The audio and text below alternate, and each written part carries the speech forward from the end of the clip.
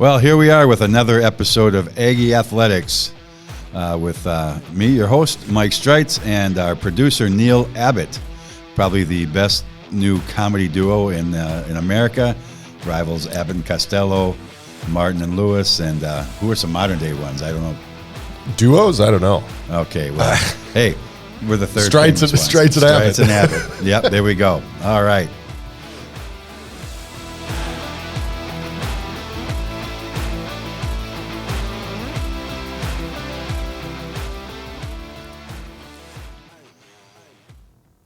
Well, here we are. This is our first attempt at actually doing video. So hopefully, your screens aren't broken. If you're watching this, we do look like the way we do. You're the more handsome one. That's kind of good. This is a pretty simple. It's a phone video. Oh well, okay. It's not I don't high have def. all my lighting or my cinema cameras out here yet. All right. Well, like at the podcast, hopefully we get better each time, right? That's the goal. Okay. Well, we're going to start with little winter roundup, a quick spring preview, and then something very special that we've been working on for quite some time. So let's get into the roundup. Cue that music. There it is. Yeehaw. He says it better. All right. Girls basketball finished with had a record-setting year, 21-6. They lost to Minnehaha in the section semifinals. And Minnehaha finished third at state, so they didn't lose any slouch opponent. Their banquet hasn't been held yet, so I'm going to hold off announcing who their all-conference and other award winners were. Boys basketball finished 18-10, and they too gained the section semifinals. They lost to St. Paul Academy. It was a seesaw battle. Came right down to the end. And, the great milestone there is they closed the gap. Earlier in the year, in December, they played St. Paul Academy in the Harding tournament and lost by 36. Wow. And this one went right down to the wire. So hats off to the basketball team improving on that and, again, getting to a section semifinal. During that last week of the basketball season, we earned a new all-time leading scorer. Senior Andrew Weber scored 33 points in the section game against St. Paul Humboldt, and that's exactly what he needed to achieve the all-time scoring record, beating Nick Turch's 1,516 points. Andrew, with the 33 points, hit 5,117, and then in the following game, the section semifinal game, he added a few more, and he finished with 1,524. So he's our new all-time leading scorer. Congratulations to Andrew Weber. We got the game ball from the one he actually shot in the where he broke the record. Got that out at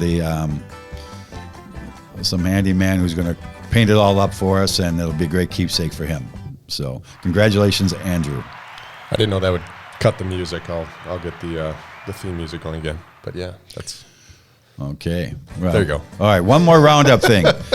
This last Tuesday, we had the Skyline Conference weightlifting championships.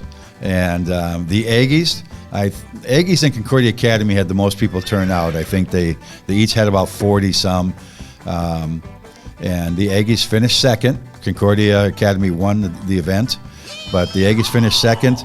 We had Evans Plowman win his weight class on the guy's side, and then we had Carolyn Peichel win her weight class on the female side, and we had 8 other Aggies that placed. So that was quite an accomplishment, and for one our athletes. And hats off to Coach Tommy Boyd and Coach Thompson for all their work they do in our weight room and our weightlifting program.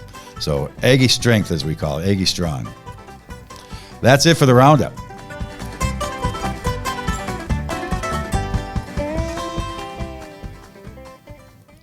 Do we have a spring ahead theme music for preview?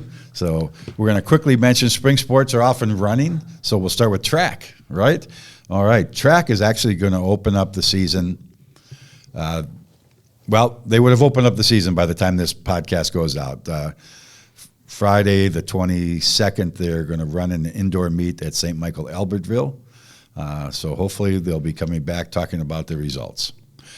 Track, Coach Shelvin's done a great job. I don't know if he's corralled everybody that walks by his classroom, but we have 100 athletes in track. Wow. 100. Grade 7 to 12? Grade 7 through 12 Wow. for a school that has no track. And so we're going to Como Park High School to practice a couple days a week. On Fridays, we're going to head over to, I think it's McAllister, and share that along with Cretin. There's Saturdays, we'll be going over to St. Croix Prep to use their track. So, thankful for those people that are offering their tracks for us to rent, since we have a whole ton of people. So, and congrats to Coach Shelvin for really working hard to get track up on top. I've seen him running the hall, like the kindergarten hallway. I mean, it's comical almost. It is. It kind of, the bad part is our nighttime janitorial staff wants to clean, and the dust is going from here to here, just leaving a paper trail all over the place in their wake. Yeah. What do you do? We don't have a track. Please don't fall up the stairs, okay? We don't want to do that. So, and hopefully they're safe, and I know they're out there. I think they're doing some hurdles on our sidewalks and things like that. So, looking forward to some great things for track. As long as it doesn't snow too bad here this weekend. I saw that. Nope, that's winter's cruel joke. We hardly had any snow this winter, and the softball and baseball team and track has been outside a little bit, and now we got to move back inside. So the good thing is this snow is not going to fall on already a bed of snow. So the frost is out, the ground needs the moisture, so hopefully it'll soak up whatever moisture we get, and we'll hopefully be out by the end of next week. Yeah. Why do we need to be out by the end of next week? Because spring sports are opening. Yeah. Softball will softball's off to a great start. Like I said, they've been outside a few days this week. Coach B and his team are slated to hopefully make a return visit to the state tournament. They lost some players, but they return a whole bunch, and I think we're strong in the pitching department. And they'll open up Tuesday, April 9th at Heritage. They're going to have a killer week the first week, but you can do this in softball if your pitchers are with the depth of pitching that we have. They're going to play a quarter of their games in 1 week. So on Tuesday, they're going to go to Heritage. Thursday, they're going to, Thursday, all baseball and softball is going to Holy Family. Friday, they travel to St. Croix Prep. And Saturday, we're going to play, I thought it would be perfect if it was called Rib Tips, Wisconsin, but Rib City, Wisconsin, at the University of Northwestern. We're going to follow the Northwestern University game against, I forget what college team they're playing, but Rib City is going to host us because they've rented the field for that day. Okay. So it'll be nice. It'll be like a 5:30 game. I failed to mention that Tuesday they'll play St. Croix Lutheran. So they're going to play 5 games in a row. But they're ready for it. They've done it before. They're an experienced crew, and we're looking for some big things from softball. And I know they have high expectations as well. All right, baseball. Baseball's got quite a few spots to fill after losing 7 starters from a great 3-year run that we had. But I am confident that we'll be able to do that. We've had our lower levels. We've had 3 baseball teams for the last several years, and there's not a lot of schools our size that can say that. And all of those levels have competed very strong and had good records. So the kids that are going to come up and fill those spots, they've had ample JV experience, innings pitched, at bats, innings fielded. And I think it won't take long for them to fit right in. Once I figure out where each of them fit in their positions, it won't take long for them to fill in, and we'll be right back to our hopefully good old winning self. Of course, that's not the most important thing, but because we just have all our teams have great people, and that's part of the fun is coming out and watching our teams as they play for each other and alongside each other and for their school. So baseball, so don't count us out of a section championship. We're gearing up. My goal is to make us better every day and have us ready to compete in the section championship, and hopefully maybe an unprecedented. Last year was the first time we did 3 state tournaments in a row, and we'd all like to make it 4. Mm-hmm. But we'll see. As Kirby Puckett used to say, we'll let the chips fall where they may. So, and for baseball, we can't do that because it'll be over by then. But we hosted. Hopefully, you came to our pasta dinner and had a fun time. The pasta dinner, which was held Saturday, got one of the many fun prizes that we had, and maybe bought an auction item, and hopefully bought a ticket to our May 9th game at Target Field against New Life. But if you didn't then, you can now. So more information on that later. So that's it for that. Let's go to our special announcement. Our special announcement. Yeah. Well, it's been a long time coming. It has. I've been here 20 years. And probably after the first week I was here, I've wanted to have an item that was really identified St. Agnes Athletics. Mm-hmm. And that was a bull. When I got here, we had just rebranded our school crest with our signature A. Mm-hmm. And then I felt that, man, it'd really be neat to have a bull. Mm-hmm. And kind of fell on deaf ears. I think, we were in the midst of closing. So there were other priorities. Yeah. I can't believe that, building the school back up. But, we stabilized, we're growing, we're all those things. And I finally got some people to listen. Mm-hmm. And the addition of Neal here really helped because he was able to do a lot of groundwork on the other side of the school where I'm not complaining. I'm just saying that wasn't their priority. Okay, so with that, well, you want to say what we're going to do here today? Yeah, well, we're excited to reveal the new branding for Aggie Athletics and Activities. Yep, it was, as you'll find, it was decades in the making. It was, and these last 6 months we've been working on this? It's been a year. It's been a year. Year and a half, actually. Well, I'm not as stressed as I was, evidently, if I only thought it was 6 months. No. But a lot of little things and a lot of going back to our graphic artist and little tweaks here and there, and even moving one item into the right direction. Right, yep. So we'll talk about that. Yeah. So, Neal, let's why don't you take it away? Yeah, well, I'll just say, too, my perspective from this was when I got here 3 years ago and was totally new to the Aggie culture, St. Agnes school and parish community. I had little knowledge about this place, and so one of the first questions was, okay, we're the Aggies, but what does that mean? I saw the A, the crest on everything, but I, coming from a public school background, we were the Tigers growing up, and we had the fierce tiger logo and Stewartville Tigers, and so one of my questions was, what is an Aggie? Is it an animal? Is it just an entity itself? I don't know. And it didn't take long to see that for the last, come to find out, 40 years, we have been depicted as a bull, dating back to 1984.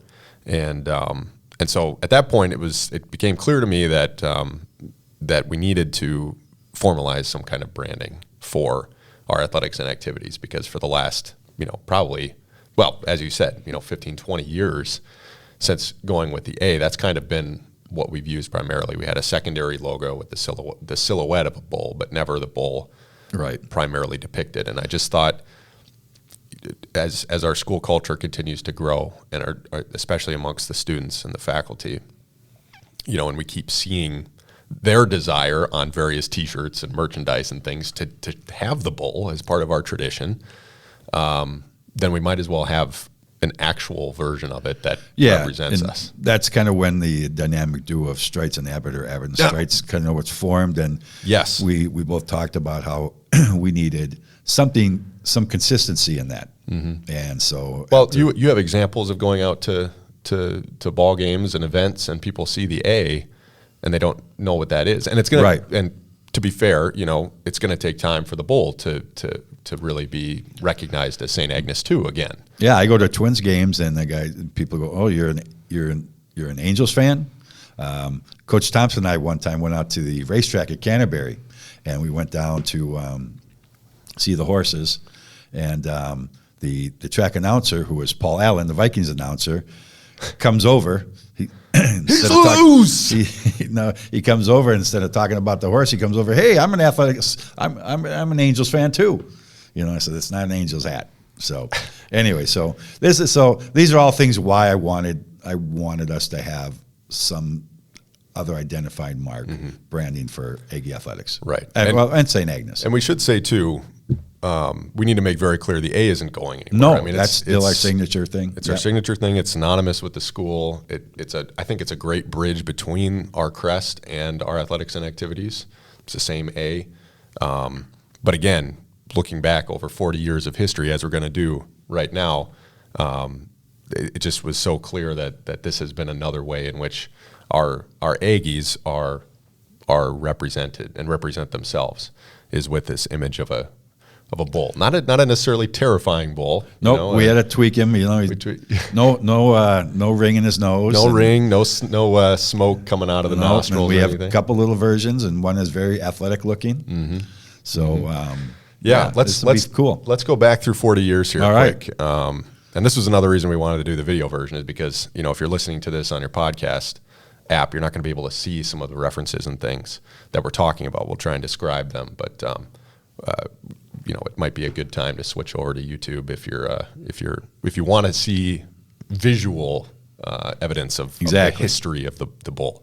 And we're affectionately, we call this the bull branding or something. It's just too funny to me that bulls are actually branded, and we're finally branding. That's how it goes. We're branding the bull now. So we're not cattle rustlers, though. No, that's right. Okay, so doing some of the research, we've been Aggies since our school's inception. And I went back through all the yearbooks, and the earliest trace of the term Aggies that I could find was from 1949. So Aggies has always been used consistently. And then to look into the origins of the bull itself, the first depiction of the bull that you can find is on the 1984 homecoming button, and that one has a little bit of it's eating some grass. It's kind of a crude drawing. It's chewing up the opponent. It's chewing up the opponents. Now, I don't know if maybe it was just because the slogan was "Bully the Eagles" that the bull came into play. I don't know, but that's the first place I've been able to find where the bull is shown to represent the Aggies, and even back then you have the red, obviously, the white, our two primary colors, and then the hat is kind of the blue, kind of our accent navy blue. Our accent navy blue, and so then the first time that you see the bull adopted on apparel or things that I could find was in 1985. Then the following year, that the bull is kind of like the Texas Longhorns bull is on the helmets of the football team, and the whole origin of the bull itself is shrouded in mystery a little bit, because again, we have this button from 1984. Who came up with it? We don't know. Where did it come from? We don't know. Then 85, it shows up on the football helmets, and then the legendary Bob Ercolani has a little story that we filmed when we had him in our weight room with Coach Heller last year. Talking about a specific instance of the bull that is mentioned in that 1985 yearbook as well. You'd think that would be the origin of the bull, as we'll hear, because it's a pretty amazing story. But the button existed in 84, so it's a mystery. If somebody wants to do a 48 hours or whatever special on it, I'd be happy to contribute what I know. But let's hear from Coach Ercolani about his experience with the first Aggie Bowl. I'm guessing at this. I think it might have been through the basketball program. Well, hold on. There's a picture in the yearbook of a little black bull. Oh, You gotta tell the story. What's the story behind the bull here? Now, Everyone's trying to figure out. I don't know how much battery they have in there, but I gotta- tell them the story about the bull. I need the G version of the bull story. I have to condense this story. No, It's don't condense this a story. long story. No. The students wanted to have a horse at Midway Stadium.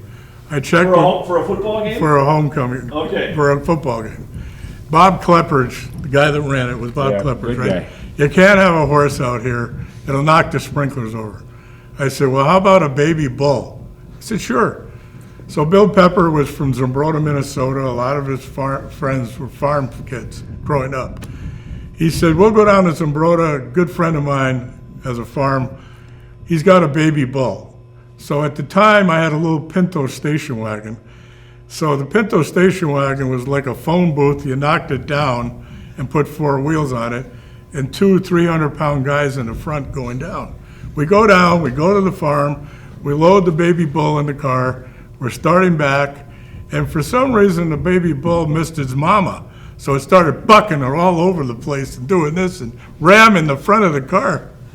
So I said, Bill, what are we going to do? And he says, go over to my cousin Orange, we'll stop there. He turns the radio on, and for some reason it just calmed the bull down. So eventually we brought the bull, put the bull in front of Bandits Hall in Frogtown, and here's a bull. And if you're walking your dog, you see a bull in front of the gym. What's this?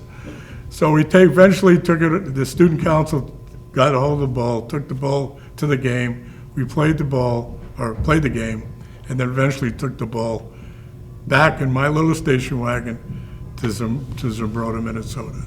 What did the inside of your car look like afterwards? I think the bull came first, Yeah. and then the mascot came second. Okay. Something like that. There you have it, straight from the horse's mouth. I guess that's what you'd say with Irk. Yeah. So again, though, it doesn't make sense to me. So if any of you watching or listening know the exact origin story from the 1983 or 84 or 85 student councils or something, know where this originated from, please contact me, email me, call me, because I am just so curious about the exact origins of the bull. But anyway, then we start going through different uses of the bull. And after 84, 85, it starts to pop up a whole lot, especially in the yearbooks, on jerseys, on uniforms, things like that. So from 84 to 90, you see some, again, that same kind of bull with the cowboy hat. Those sketches show up in the yearbook. The 85 football helmets, again, that sticks around, I think, for a couple of years. I don't remember exactly how long. Another depiction, this one, the 85, it's got a ring in its nose. Uh-oh. But still the cartoon drawn bull for homecoming on the homecoming button. The same depiction now starts showing up on cheerleading uniforms in 87. It's hung up on the wall. And then the 90s come. I don't know if you know a lot about the history of the 90s basketball teams and all of that. No, Mike, I was coaching college baseball down a couple exits away. So yeah, well, and also what's undeniable is the rise of the popularity of Michael Jordan, the Chicago Bulls during that time, contributed to us adopting that bull as our primary bull logo, shifting away from the kind of goofy-looking cowboy bull to the more fierce Chicago bull. And it also coincided with our state championship basketball teams. So it was kind of fitting, I think, that the bull starts to appear on our uniforms, again, similar colors as the Chicago Bulls, the red, white, and navy. So theirs is black, obviously, but again, using the Chicago Bull as our sort of official bull. Now, did we ever get in trouble copyright-wise for that, do you know? Well, we're still standing, so nobody sued us. But I guess it would be bad to sue a big NBA enterprise like that, to sue a small Catholic high school. I would think so. It's just it wouldn't be good press for them. So. Yeah. But anyways, and as far as I know, there's no cease and desist. Okay. Anytime they see that logo, I suppose they think it's good for the Chicago Bulls. Yeah, I would think so. And I'm sure we didn't go out and sell a ton of merchandise with No. the Bulls, so No. there's no royalties to be paid. Right. The if you come back to Gruden Gym, the old wall padding is still there with That used to be in Bandis. That used to be in Bandis is there now with that same logo, all of that. Also, and I don't know if you have reference to this in your slides, but the movie Joe Somebody was filmed in our grade school gym. I might have that later. I don't know, but yeah, Okay. share about that Well, story. the production company, now, there's a lot of things, and I would love to see Gruden Jim painted a different color one day rather than that kind of weird brown. But they were going to film between the two love interests in the movie Joe Somebody, Jim Belushi. Which one? No, it's John. Tim Allen. Well, Tim Allen's in it, but Tim Allen's the one, and then I forget the gal that he is. But the living Belushi too was the karate instructor, but he's not in our gym. Gotcha. But Tim Allen and are meeting, and she shoots baskets every Wednesday or whatever it is in the movie at St. Agnes Gym. And so the production company decided that they didn't like the color of the gym, so they painted it, and then they painted that. I don't know. Can I say constipated? Because that's kind of what it looks like. That's the logo of the bull. That you could say constipated. Okay, that's to me. That's what that bull. We don't looks have like. to have an explicit mark no, on we it don't. just for saying constipated. He just looks a little bunched up. That's all I'm saying. But they painted that up there, and it's lasted since. And that was a early '90s movie. Which is kind of cool, that it's up there. But shameful plug. After we get done paying off for all this stuff, maybe we can paint the gym one day. Well, we got to keep that up and there. They put I don't know. Maybe a picture and a plaque on the wall with that, and the new bull up there on that one. What about can you tell the story about the kicked in grate or whatever? Oh, so as you see, not related to the bull so much, but still. So I watched the movie, and I'm not working here yet. But then all of a sudden, I get here in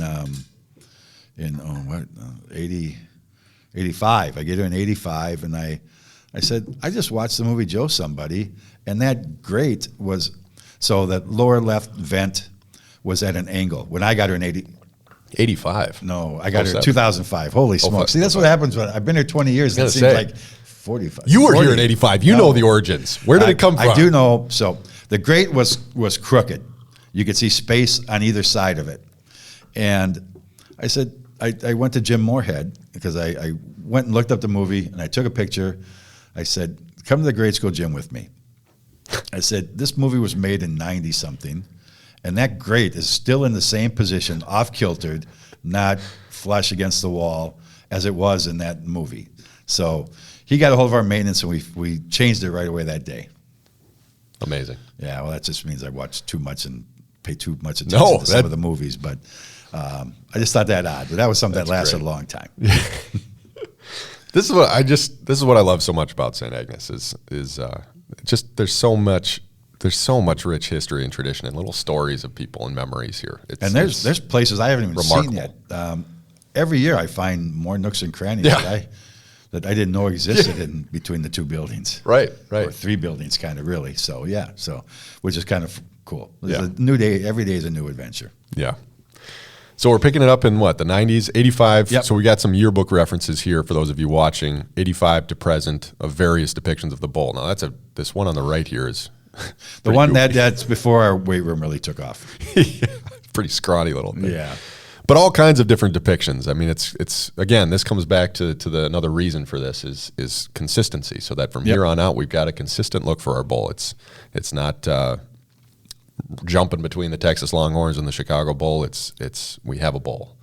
So then you get to current what we've been using, again, that kind of silhouetted bull behind the A. But even that we haven't used much recently. No, and we it's haven't. It served its purpose, I think, initially, but again, it wasn't the prominent, fierce bull that had been used in the past. So. I also have a little bit of a mascot history here, just for fun. So the first physical mascot I could find is this little. It almost looks like a pillow or like just this tiny little stuffed.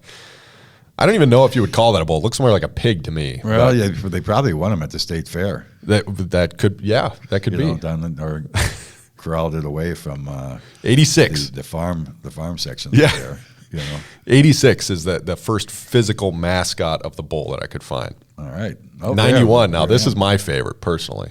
This bull, I mean, the horns are all crooked. They're like drooping off the side of the thing. They look like bananas, actually. The nose almost resembles a mustache I would say. I mean, it's kind of like it's a mustache bowl and then the shades. You know, we don't have. Wish we still had the shades. Yeah. Kind of looks like a Charlie Chaplin mustache. It does. Yeah. It's just bizarre. So waving the pom-poms with the utility gloves on.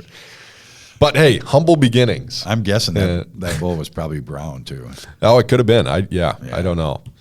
We don't have any color versions of it. And then we added some eyebrows to them. Look at that one there from the Closer yearbook. to Mr. Potato Head kind of looked. It kind of. I mean, maybe that's but what the sunglasses are consistent. That is true. The sunglasses are consistent. Maybe that's what they were going for, though, is they wanted to be able to add features and subtract features. Add a mustache. Add another droopy horn. I don't know. Then in '99, we get a new mascot. This one's kind of terrifying to me. His eyes are kind of bulging out of his head, and he's at least looks more like an actual mascot that wasn't just kind of handmade. I think that was the same mascot uniform when I got here. Yes, it was, 2005. Yeah, so until we finally retired him, and then I found we wanted to order a custom one, but that was like $3,000 to $4,000. So on a mascot site, I found one that was more our style, and they make generic ones. Yeah. Yep. Most only cost us $800. So yeah. that was more within my budget. Hey, as part of this process, I looked into mascots again, and so if any of you watching want to contribute to the custom Aggie Bowl mascot, when they see the running bull, they'll want. I think so. I think so. They'll want to. Yeah, so that's coming up. Yep. And there's the current one. Again, his eyes are wide open. He wants to see what's going on.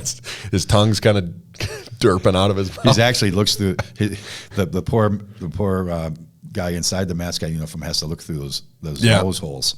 Yeah. But we've had several young women and young men that have donned that outfit, and well, even I know the old one. This was Father. Erickson. Not Father Erickson. It was. Kazel? He's got that awesome mustache. What's his name? Dang it! I'm doing a disservice to you, Father. I know your name. I just can't think of it off the top of my head. You play in the Aggie Open every year.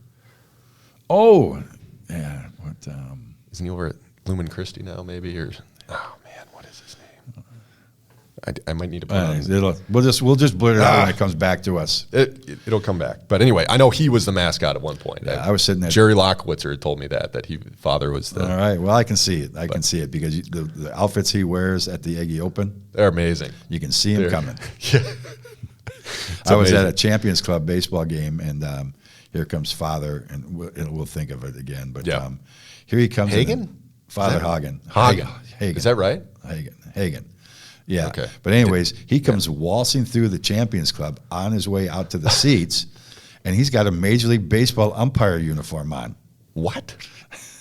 He got from Tim Cheetah, who was a St. Paulite, who was a Major League umpire, and they're friends. And he comes evidently he wanted to umpire from the stands. So, wow. Father Haugen. Father Haugen. Yeah. Yep. Okay. Hopefully he'll forgive us. Yeah. He's in the forgiving business. That's right. That's right. So, yeah. Good.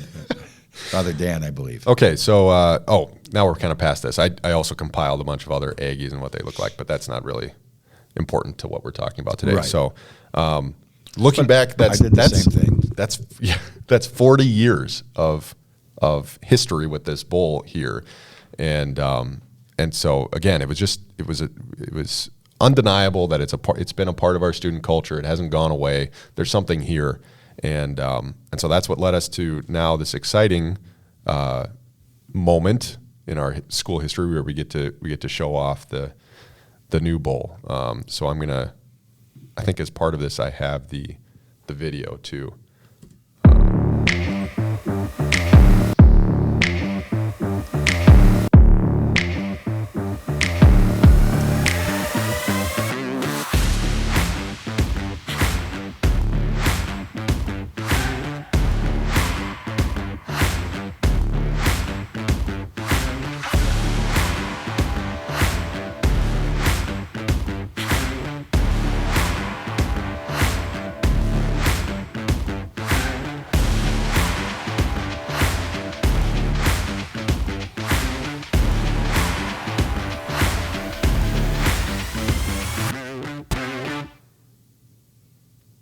probably should have introduced that a little bit better. But say hello to the say new hello, brand for the Aggie Bowl for the St. Agnes Aggies. We're not sure what we're calling him, but from the earlier things they called the earlier bowl Freddie for some reason. That's right. That's what we really need the story of that one. But well, I think that might have just been the name from the bull on the farm.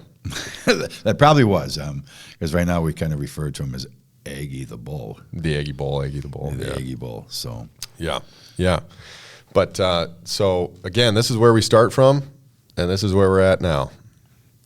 The 1984 Bowl to today's St. Agnes Aggie, and we initiated this process. Well, you and I did again when I first got here. Yep. But and I kind of did some initial research and stuff in that first year or two. But I just getting acclimated to St. Agnes, I didn't have a lot of time to really pursue this. But it was. I look back on kind of my calendar, my pictures and screenshots and stuff, and it was a year and a half ago that I first kind of started digging for doing some of this history research of the bowl and the Aggies in general, and also started to do some kind of searching around for examples of other schools who've gone through athletic rebranding, and looking for someone who could take this project on for us. We've worked with a lot of great graphic designers here at the school, but I know it was just really important for us that we get it right, and that we do something kind of radically different, and we really put the time, the energy, the effort, the resources, do our due diligence, find the right person to work on this with us. So as part of that, researching for different folks, I happened upon Instagram. There's a lot of great sports graphic designers and things out there, and people out there, agencies and stuff, that do this work, but I just couldn't find a person that seemed like the right fit until I happened upon a guy named Mike Irwin, who runs Mike Irwin Design Company, and he currently works at ESPN as one of their senior graphic designers. I think primarily on ESPN News or ESPN Plus, one of the two. There's so many outlets of ESPN now, I can't even keep track of them all. Keep a lot of people busy. But prior to coming to working at ESPN, Mike worked on the rebrands for the NFL, because he worked for the NFL for a number of years. And so he was part of the rebrands for the Detroit Lions, the Indianapolis Colts, the Cleveland Browns, and the Los Angeles Chargers when they moved to LA. He was one of the lead designers for those rebrands. And oh, by the way, his designs were chosen for the big game. Can we say this on a podcast? I don't know. We can say it, yeah. Super Bowl 51. We're shouting out the NFL. Super Bowl 51 through 54. Mike Irwin's designs were used for all. So we didn't hire graphics. Any slouch. We didn't hire a slouch, but the crazy thing was, again, I see this guy's impressive body of work, and I'm just thinking, obviously, there's no way we're going to be able to afford him. There's no way we're going to make this investment. There's just no way.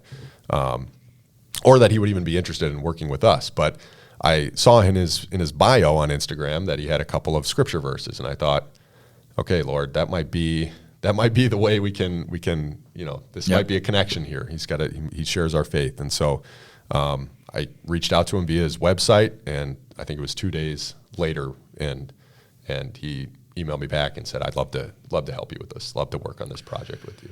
There's so much that goes into it, because your emails back and forth, our conversations back and forth with him, and he's really got to get to understand our school, and those type of things, and so it's never an easy project. Probably was easy for him because he does it, but for us it was it was a lot of fun, and then we'd sit there and wait for his redesigns as we tweak this and that, and sometimes those don't come quick as we would like. We're right, but this process has just been incredible. Yeah. So we reached out. I reached out to him. I think it was like March or April maybe of last year. So it's been a year since I reached out to him, and then it was over the summer that we went through the rounds of revisions, and I sent him that first PowerPoint. Again, just as kind of a background of our school, the history, And yeah, but he was great to work with throughout the whole process. Really listened well to our feedback and guided us in the right directions too, because he does this for this is his job. Yeah, so he takes on, he works for ESPN full time, but he freelances and does little projects like this. Another one of his little clients is Nike. He just finished up a project. Maybe on one of the ESPN News one day, all of a sudden that bull will appear and then just disappear. Hey, maybe. Who knows? Maybe. I don't know. Yeah. Again, where we come from to now, let's kind of run through all of the different versions of the marks. So we created a branding guide, which will be, our coaches and everyone's going to have to get used to, and our staff, and that there are some rules now at how we use things. Mm-hmm. Yep. So we have obviously the primary bullhead logo is kind of the A version of the bull. It's the primary one that we use for most things. Yep. And hopefully what will happen, take a little bit of time, but people will recognize that this is St. Agnes. Right. Where you go out and see an STA or an ST or CDH, it's Cretan. Mm-hmm. Our bull will start to rub off on people, so it'll be good. Right, yeah. We also have the fun marching bull. And this was one that was really important to you, I know, to have developed. So what we did is I sent him a picture of Landon Mickelson and Cadman Foley and say, make him look like this body. No, so, no. Any of our Aggie strength athletes. Yeah, any of our Aggie strength guys. But no, so I wanted a bull that was in action. And we started this, and the first version, or at least the first version that looks like this, was headed in the other direction. Right? Yeah, so it was like inverted the direction. Yeah, so he was moving more to the left. And I said, I don't know. To me, it looks like somebody's retreating. Mm-hmm. And this one's like charging into the, into the fight. You would learn that in a graphic design class or something. I did. College, athletic marketing. Okay. Yeah. So, because I was part of when Concordia University changed from the Comets to the Golden Bears. We had to go and made their jump from NAIA to NCAA Division II. We went through all this stuff. So, and I was the sports information director, and that is where we learned that you want him marching to the right. So, and I think that naturally comes from we read left to right. And so if you're going this way, it's almost like we're retreating, we're going backwards from. Whereas if we're going left to right, something about it just feels. So it was an easy switch for the guy, which was awesome. And I think this looks great, and we're going to use this quite a bit. Yeah. So. Yeah. Along with the bull logos, you need to have word marks to represent our school. And so we have a couple that we get to use now. One is just more of a block style word mark, as well as the script word mark. And we liked, when he first came to us, the first one was the script, and we really liked it, but we just kind of felt like I think we both kind of envisioned the primary word mark being a block. Yes. In some way. Yeah. It kind of fits with kind of an athletic block, this will fit nice in our gym and our walls, our basketball court, which we're having our basketball court completely sanded down, and all these new logos will go on there, and it was time for that to happen, and so couldn't have come at a better time. Mm-hmm. Yeah.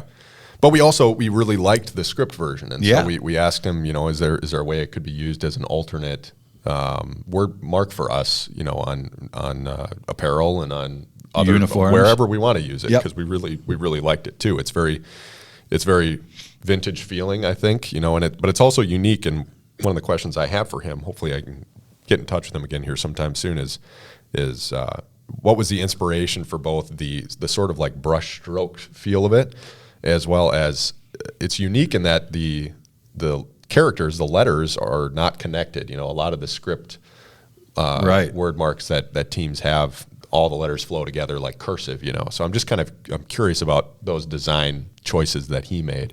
Maybe he didn't have Sister Gertrude like I did in 4th grade. That really would focus on penmanship. Yeah, maybe not. Yeah, but it never struck me as something that's like, well, I want it to be connected. It just feels clean. Well, I love the uniqueness of it. Right. Yeah. So these are some of the word marks that, again, will go along with the bowl. Here's an example of the word mark, the primary word mark locked up with the bull itself. And again, we're excited to start to have these things appear on not only our online presence and graphics and things like that, but on the merchandise and jerseys and floors and all throughout the school is, again, part of a way to enhance our student life. Here's another version of the lockup, and some examples that Mike Irwin mocked up for us of what it could look like on all of these various marks could look like on jerseys and things like that. And again, having a brand that is defined and consistent enables us to promote ourselves in ways that we couldn't before. Right. We can more easily and consistently show off who St. Agnes is by having dedicated logos and marks for things.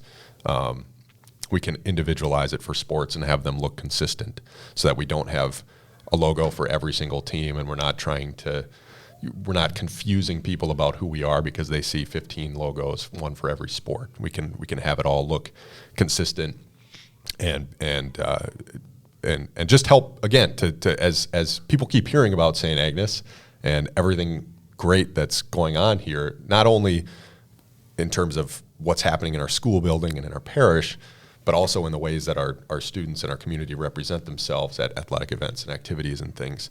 This is just another way for people to see that and no doubt. See the consistency, see the professionalism behind it all. So, again, more examples of what that looks like that Mike mocked up for us. I know seeing these kinds of things was just really exciting for us because it was like a vision of what we can do. Right. It's like, this is what this could look like, So, yeah, that takes us to the end of the my slideshow, and I don't know if you have any closing remarks on this whole process or reflections. I don't. Well, it's been a great ride, and it's been great to, I thank you for your help in getting this moved along, because there were several times over my career here where I said, just the heck with it, I'm just going to go do it. Yeah. And I'm glad that I didn't. But and I'm sure we would have come up with a successful one. But now it's a total collaboration between both our, the school and the athletics side. And I'm really excited for what this is going to bring. And it's going to bring us together because we're going to have the same common. We're going to share the same common things. And the words at the bottom might change from baseball to mock trial to. Trap shooting, all those math team. You got the math team. That adds up, Okay, that's a poor joke, but we don't want to be divided. No, we want this designed to multiply. That's exactly and equal success. Mock trial. It's got to say St. Agnes mock trial. What's your judgment on this? Okay, approved. There we go. Yeah. So I'm excited about this. We announced it earlier today to the school and to our student body. And we haven't yet. We're recording this pre. Well, I know, but you're going to air it that day. Yeah. So earlier today we I'm just so excited. I'm so excited for people to see this. I am too. We've kind of kept it under wraps for the most part. We got some feedback from people. Some of the internally. new stuff has been coming in, and I've had to tape it up and lock it in my office. Yeah. People go, "What's in there?" Nothing. Yeah, Nothing. It's not important. So, and then we've ordered every student a T-shirt. So from pre-K to high school, and our faculty members will all get one piece of swag on us sometime after return from break, because that's a lot of screen printing to do. Yeah, and we're going to start implementing this more on uniforms and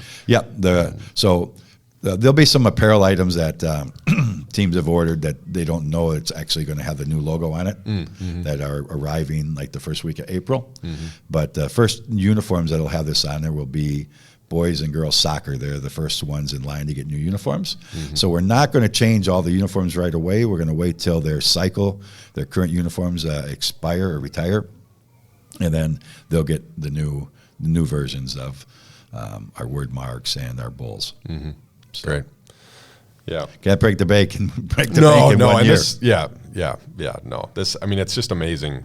And I think it's important to say too, the generosity of alumni in our community at events like the Aggie Open and the Aggie Rouser Athletic Day of Giving and Aggie Give Day. I mean, all of these important fundraising events for us have enabled us to be able to have the budget and to do these type of things, to invest in something like this. So it's not over. We still, like we're talking, we still have goals about ways to continue to improve and enhance athletics and activities and at St. Agnes. But I mean, this has been a tremendous jump for us, undoubtedly, I think. No doubt. So, but again, I don't know. No one's seen it, so nobody's seen it yet. So we're interested in the reactions. I put we've got some teaser graphics running on the screens. Have you heard any students talking about it? Yeah, they're wondering what is that? What's that behind there? It's kind of out of focus. And I guess they're going to find out when they get called in on Tuesday morning to our conversation. Yes, I had a couple that I heard them. I was watching the screens and I heard them around the corner talking about it, and then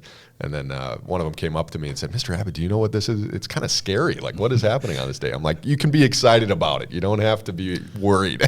Our maintenance staff is going to where all the school is in the auditorium at our convocation. They're going to switch out our conference banner, which will have the new bull logo on it, while we're meeting in the auditorium. So hopefully somebody will walk out and say, "Hey, that looks different." Yeah. So we'll see. Yeah, this is going to be fun. Maybe we're geeks and we're finding this more fun than others. Maybe. But I don't think so. I think we're taking the St. Agnes logo and branding to a whole new level. Yeah, and 40 years later. Yep. And what a great time to be at St. Agnes. And no be doubt. An Aggie. Always a great day to be an Aggie. That's right. You want to sign us off, Mike? All right. Well, man, this is probably the longest edition we've ever had. I don't know. Aiden Walsh's was. Well, that's true because he could speak. It's a marathon. But thank you. This ends another edition of Aggie Athletics, and we'll be back in a couple of weeks with a spring update.